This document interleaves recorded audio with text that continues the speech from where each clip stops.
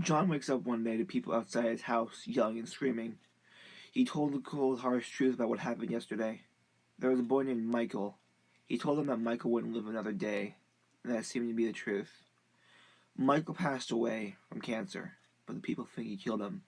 John shouts out of the window, "Go away! I would never kill an innocent boy." The people kept the people kept protesting, telling him horrible things, until eventually they gave up and go home. John is used to the backlash from telling horrible, harsh truths. People hate me for it, but that's okay, he thought to himself. He eats his breakfast and goes into work. That was the only environment he was not hated in. He does his job well. Working as a doctor isn't easy. No job is easy, except for a woman named Lilac. Lilac is a lying snake who eventually leads people to horrible conclusions. No use thinking of that thing, John would think to himself. He didn't see Lilac as human. She doesn't care for people whatsoever. So, she leads him to horrible conclusions. One day, people asked her what they should do about the stray dog situation. She said to pet them and treat them like normal animals. They're fine where they are. 40 people went to the doctor's office with infections from dog bites. Wonder where they came from. Today, some of the townspeople asked for advice for the imminent journey to deliver a few dozen packages of a rare herb they found to the city next to them.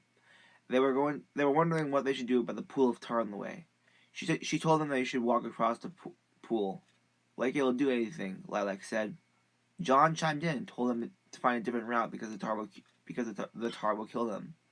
The people shush him and tell him to scram. John did just that. He chuckles to himself, waiting for the day they'll come back and scream at Lilac for giving them incorrect advice. A few days later, only 8 people came back out of 19 people. Those 8 people screamed and berated Lilac for what she had done. 8 people she could deal with. She ignored them until the rest of the neighborhood chimed in and started yelling at her. John walked past the chaos and shared a glimpse of Lilac on the ground, crying out of fear. John laughed and ignored her, letting her get scolded and beat. The next day, John didn't wake up the people outside his house yelling and protesting. It was the first time in a while that he could hear the birds chirping clearly. He had a normal morning after all these years. From then on, people started listening to John. Even if the truth hurt, they still had to listen to him.